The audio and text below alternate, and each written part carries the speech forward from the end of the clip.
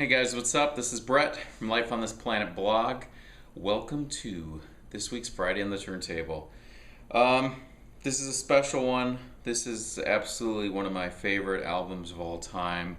Top 5 for sure. Perfect 10, beginning to end album. That is The Smiths' The Queen is Dead. This was their third album. Came out in June 1986. This is the vinyl version here with the gatefold. This is an original one. It's not one of the reissues. There's that famous photograph in front of the Salford Lads Club. Got the lyrics in. I'll show you while I have this in my hand. The picture sleeve. And the Rough Trade Sire label there. So, Queen is Dead. This album has been with me for over half of my life. I discovered the Smiths, and I was trying to figure it out today, and I'm going to just pinpoint it. It had to have been sometime between 1989 and 1990.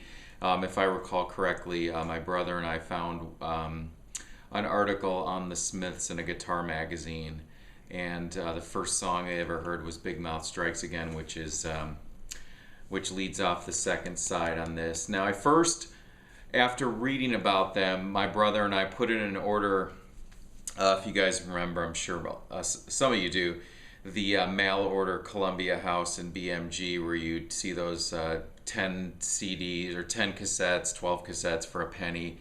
And you'd fill out that little card, you'd send it in the mail, and then several weeks later you'd get a box in the mail with a bunch of cassettes.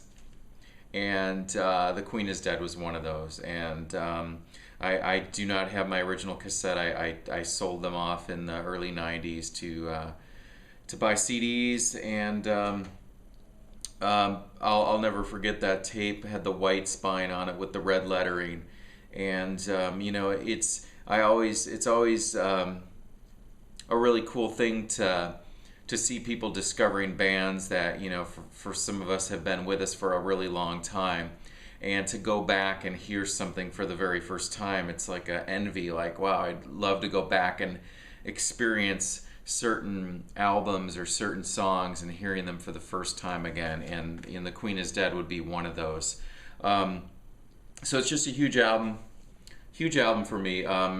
As if you're unfamiliar with the Smiths, Stephen Morrissey is the singer, Johnny Marr, guitar player, Andy Rourke on bass, and Mike Joyce on drums. Now this album this was their third one. Like I said, it was produced by Morrissey and Marr, and the engineer was Stephen Street. And Stephen Street went on to engineer the next album, the final Smiths album, Strange Ways, Here We Come, and then he also worked with, co-wrote all the songs on Morrissey's first solo album, Viva Hate, as well as producing that. And he went on to work with Cranberries, Blur, bunch of other bands. I think he's most recently working on the new Madness album, which isn't out yet. But the cover, the guy on the cover here is Alain Delon, actor who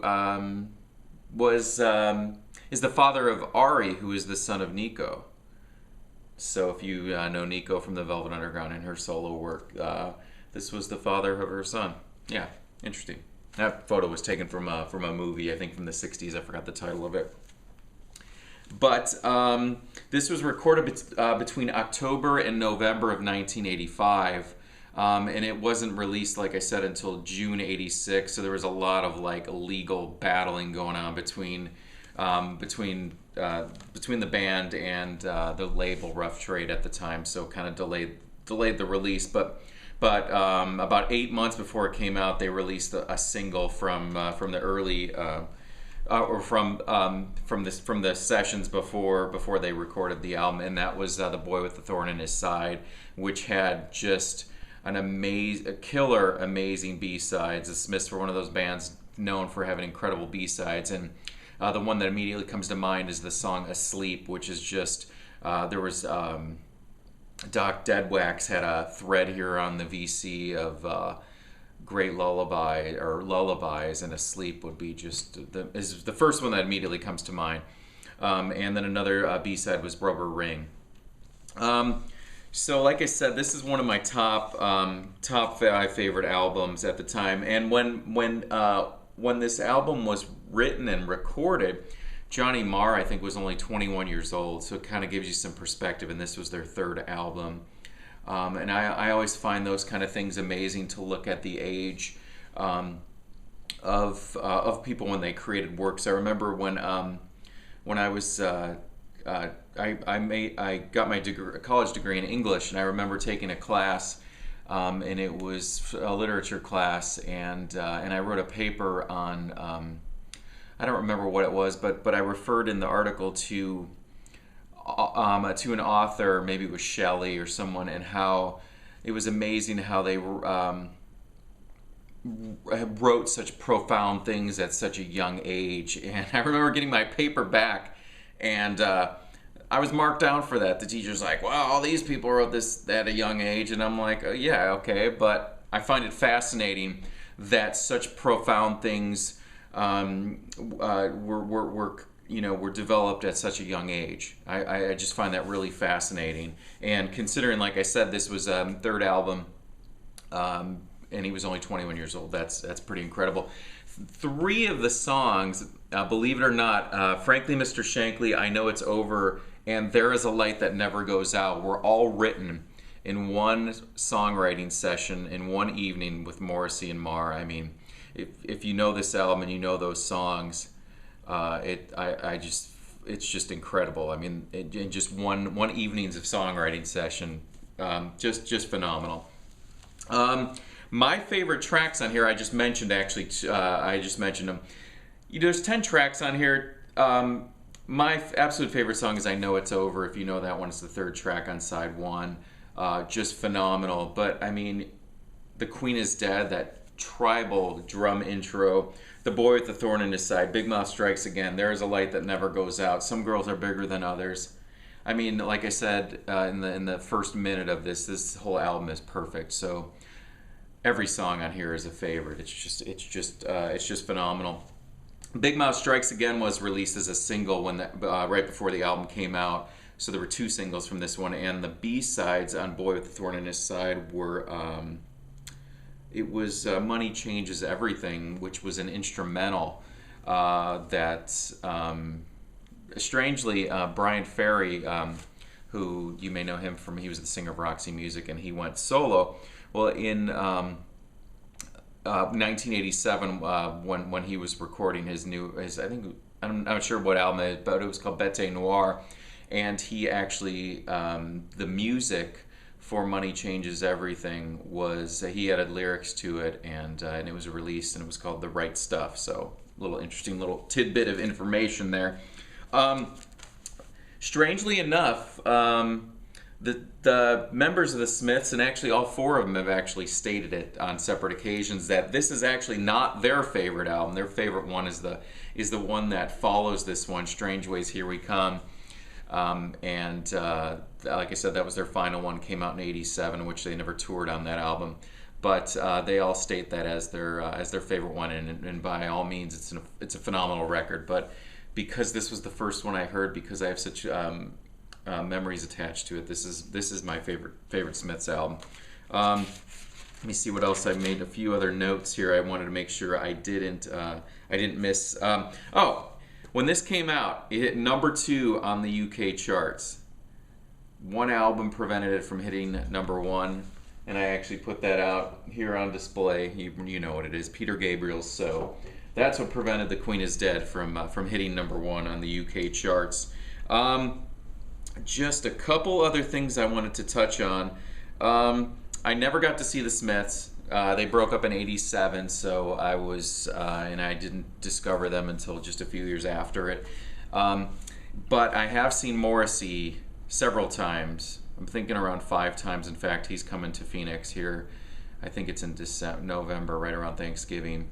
Not sure if I'm going to go or not. I would love to go. But I first saw Morrissey in '97. I had intended to go see him. I think it was on November 1st, 1992. But I ended up in the hospital and almost died of pneumonia, so I missed that, and he didn't come back around until '97. Saw him at the Arizona State Fair. So I've seen him about 5 times, I think. And then just some encounters. I know Rob from Boston, Rob Paniques, you know, you've gotten to meet Morrissey several occasions. You've seen the Smiths many times, so I'm very envious of that. I've had a few encounters with members of the Smiths, just two. Morrissey, I did see him one time, not at a show, not at his own show, but I was in Hollywood in 2001 to see the band Placebo. And on one occasion, I just happened to look up in the balcony right as the light was hitting, and there was Morrissey in the one of the little balconies at the Hollywood Palace.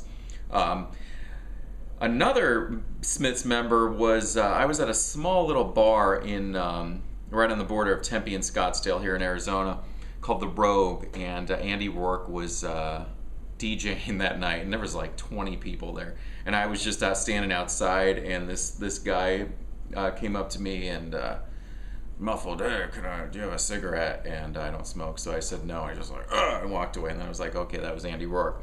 So that was my brief encounter with the Smiths bass player, who's a phenomenal musician. I mean, the Smiths bass line, one of the really amazing things is their rhythm section, and just all the instruments, the way they weave together, was just perfection. So anyways, I think that's about it. I'd love to hear your guys' thoughts on this album, the Smiths in general, Morrissey, whatever, and The Queen is Dead. Tell me what your favorite album is, your favorite songs and stuff. I'd love to hear that. It's always a pleasure to read all your guys' comments after posting an edition of Friday on the Turntable. Oh, I did bring out my original CD here I bought just to show you guys. Pretty tore up the case here, but yeah, The Queen is Dead. So anyways, guys, thanks for watching. Thanks for subscribing. If you're new to my channel and you just subscribed, thank you. I look forward to getting to know you guys over the comments, and I appreciate all the feedback. So guys, have a good weekend. I'll be back in a day or two with my weekly playlist.